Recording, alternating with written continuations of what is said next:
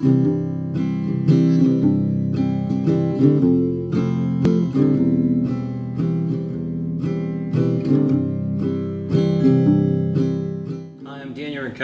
I am the RE of Colony West and the new assistant chaplain. And I'm going to share briefly about my experience with drugs. I started smoking pot at the age of 7. That kind of came around because my dad was an alcoholic as well as a drug abuser, and my dad just kind of smoked pot recreationally and often. And so, you know, I kind of grew up with this, and at the age of 7 I got to the point where my friends and I thought, you know what? We see our parents doing this, we see their friends doing this, why don't we take some of it and see what happens? So I took my dad's weed that was stashed in our bathroom medicine cabinet, and we found a pipe, we put it in a pipe and smoked it. My dad wasn't so shy about his smoking. My dad would smoke around me and my brother, and in fact, when he was out of pot, he would send me over when he ran out to get pot from the neighbors. And my uncle was in a gang, and I got involved in his gang. And because I was so young, my uncle would send me from one house to another carrying the dope and then selling it and collecting cash for him.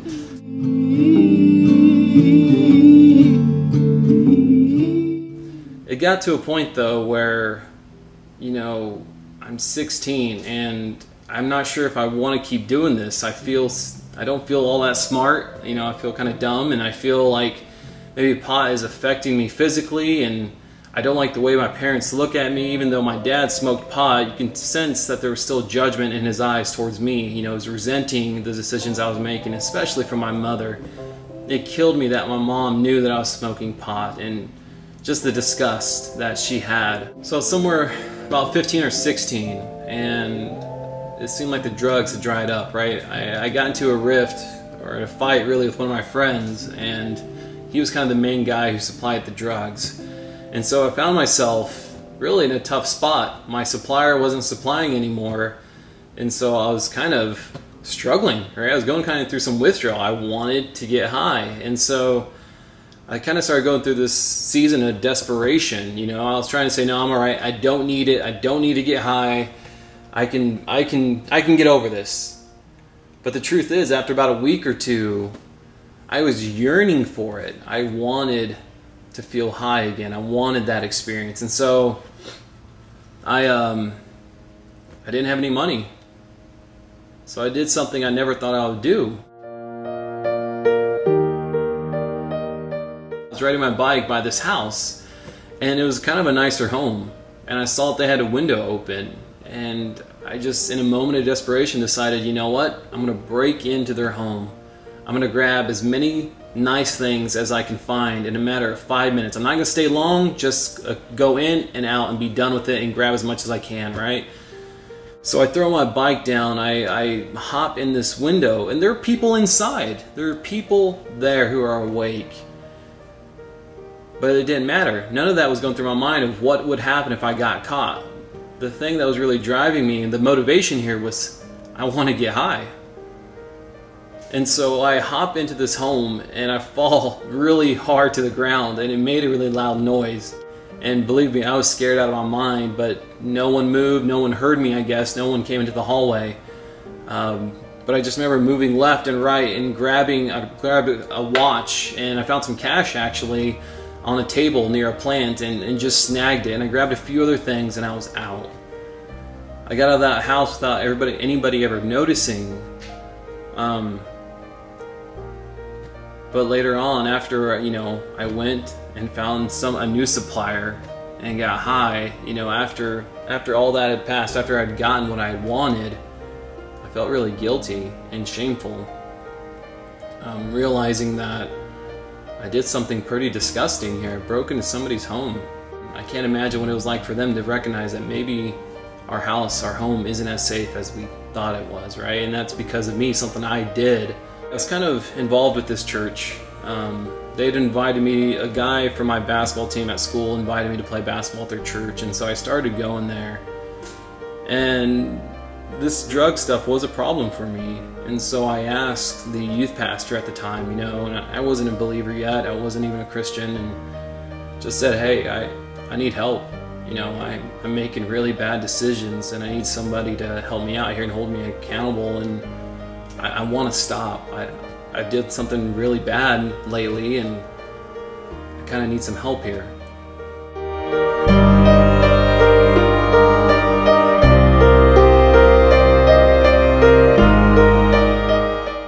And so anyway, I was kind of involved with this church.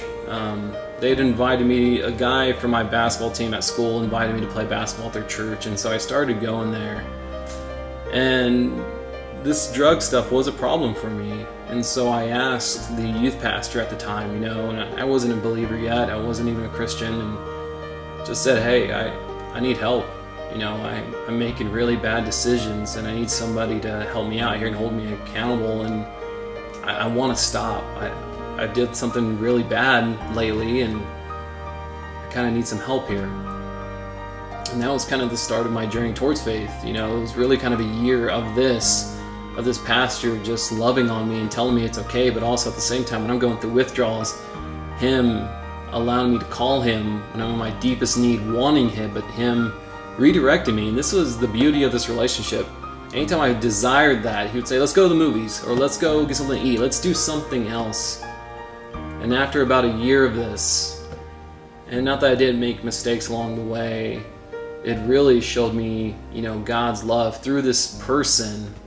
And about a year of this, I was free from that addiction, for the most part, right?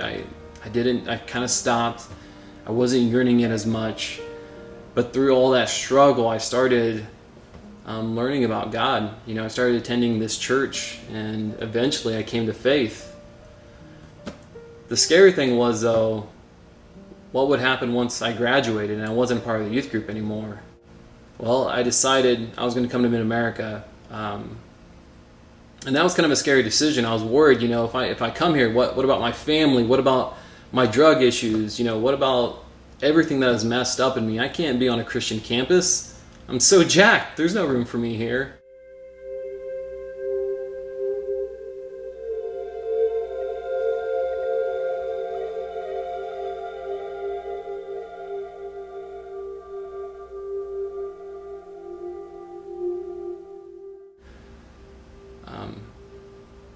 I played on the basketball team when I first got here, and I shared my story with a few guys, and then there were some guys in our hall who were football players, and I told these guys, you know, I kind of need your help here.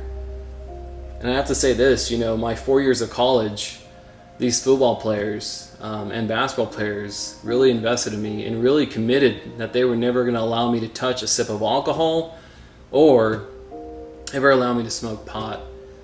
And I'm thankful. These are guys that were kind of on the fringes with their relationship with God. But to me, they were the best things that could have ever happened to me, and they were definitely Christ-like. Probably more so than most people in my life.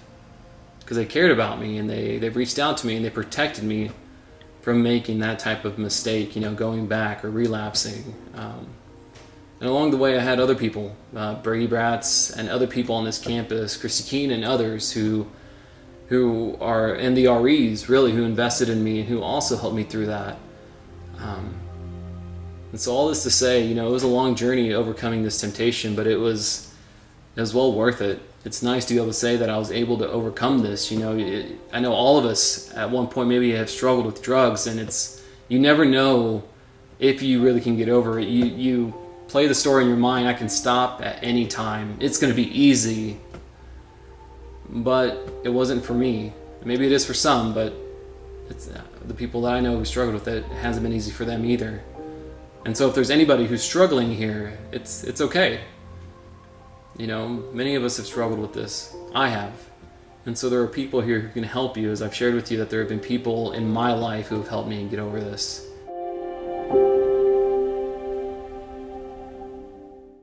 And so if there's anything I want you to know from this, is that you're not alone, and that this is a place that can help you heal from drug addiction.